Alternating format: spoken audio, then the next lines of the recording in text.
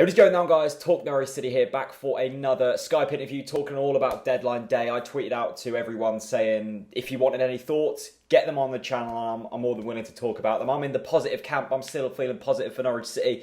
Robson, on the other hand, who I'm joined with now, who you'll all recognise from interviews on the channel before. Robson, you were far from happy with our deadline day dealings and the transfer window in general, weren't you?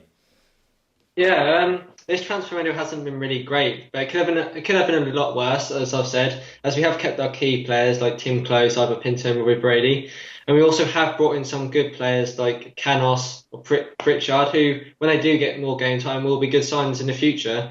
It's just getting them game time, especially with Pritchard, who's injured at the minute. We should have brought in two strikers, so we all do know that. We have got Nelson Oliveri, is his name, Yeah. who hasn't really been in a proven champ. He hasn't been proven in the championship. His record doesn't speak for itself. But you have to give him a chance. Hopefully, he does get the goals and something to get us where we need to be in the championship, in a promotion bit. But as I said, we have also been linked with Shamak for free agent, Yeah. which it just looks a bit rushed for me. It's something that is last minute because we didn't get anything done. But if he does well, he does well. He can't be that bad as people are making out because he played for Arsenal, and Arsenal don't sign terrible players for a point. Yeah, I mean, that's a word I've heard a lot. Sort of the last couple of days is rushed. I mean, I was speaking to David earlier, who you'll probably know. It's already up on the channel now. He was saying that. I said to him, look, Aston Villa spent £30 million on Jonathan Khadija and Ross McCormack. Now, I'm sure you'll agree that is extortionate money. Both good players, hold my hands up, good players will probably score them goals, but that is a massive, massive risk.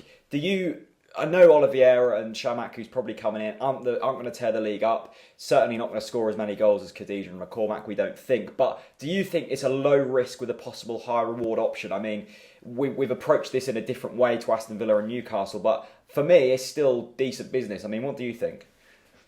I think what Aston Villa and Newcastle have done is incredibly, but they've got the money to back it. We've got Delia, who doesn't have as much money, but she has the money to buy players for like 10 million, break our transfer budget.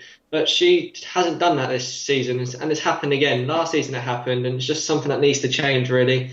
People are asking for protests. I have said I agree with them, but they don't need to happen like during games. Yeah. If they can happen, it has to be before or after, because the players will suffer if it's during a game, and we don't want that to happen. I mean, yeah, I've seen this whole sort of a few people talking about protests and things regarding the board. I mean, where do you stand on that? Delia Smith, we all know that she's not going to put tons of money into the club, but what we do have in her is a set of owners who love the club dearly, and we're in a stable situation. Would you go down the line of maybe Wolves and other clubs like that who have brought in foreign investors who will splash the cash, but it's high risk, or would you stick with Delia for a bit longer and just see where it takes us?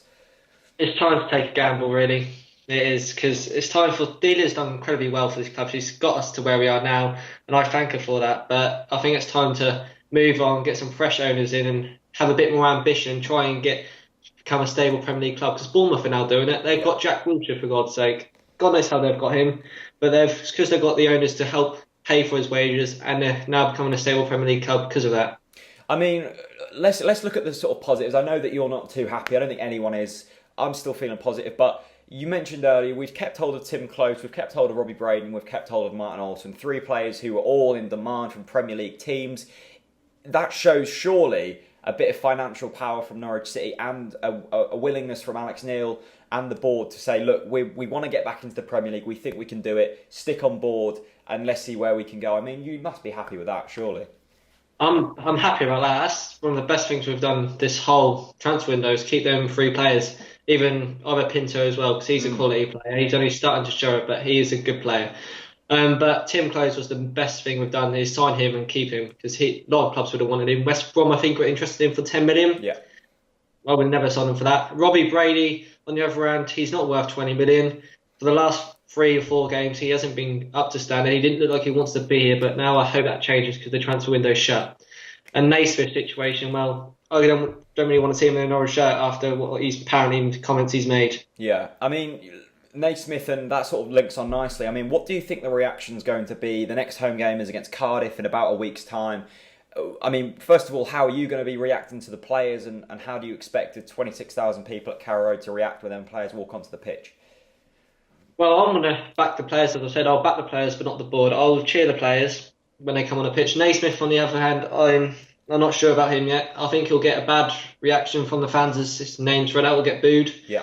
which I think is understandable considering he didn't want to be here. He hasn't really proved his worth apart from against Liverpool, that goal. It was just his debut.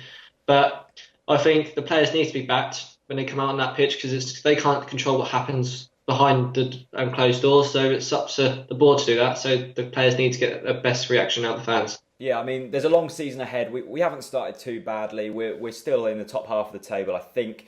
We're certainly close to the playoffs. I mean, we've got a transfer window coming up in January, which I'm already sort of worrying about a bit. But what do we do from now until then and then moving onwards to make sure that, one, fans are happy with who we sign, and two, we get the deals done early enough and the kind of deals that everyone wants to see? What needs to change from now until then to make sure that happens?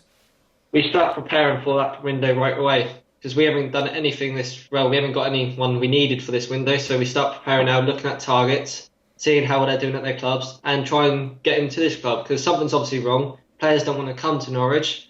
Ross McCormack, for one, he went to Aston Villa as a bigger club, which I do agree with. They are a bigger club, less stadium, obviously bigger, better history, but we have the better fan base if you look at it that way. But it's just how we do it. We do it early. We don't leave it till the last minute. Do you think that's something to do with the scouting and recruitment? I mean, I've spoke quite a bit about Lee Darnborough. I think he's certainly been the man I've looked at and blamed for maybe not pulling in the targets that we could have done. Do you think that the board, not maybe the board, but the scouts, the head of recruitment, them kind of people need to be looked at and maybe jobs need to be shifted around there? 100% agree with that. Lee Darnborough, head of scouting, isn't he? He needs to be sacked. His scouting the last 3 or 4 years has been awful. Yeah. Hasn't been signing players we need. He hasn't been looking at the players we need. And also players who have been linked, he hasn't been getting them over the line. Even Jerome Sinclair, 18-year-old, 19-year-old, was on his way to Norwich and turned us down to sit on the bench at Watford. That says it all. It does say it all, mate. Well, thanks very much for coming on the channel. I'll see you at the Cardiff game. I'd love to have a chat after that. Hopefully after a win. We might have had Shamak playing. Who knows? But I'll see you at Cardiff. Thanks very much for coming on the channel, mate. That's fine. Thank you.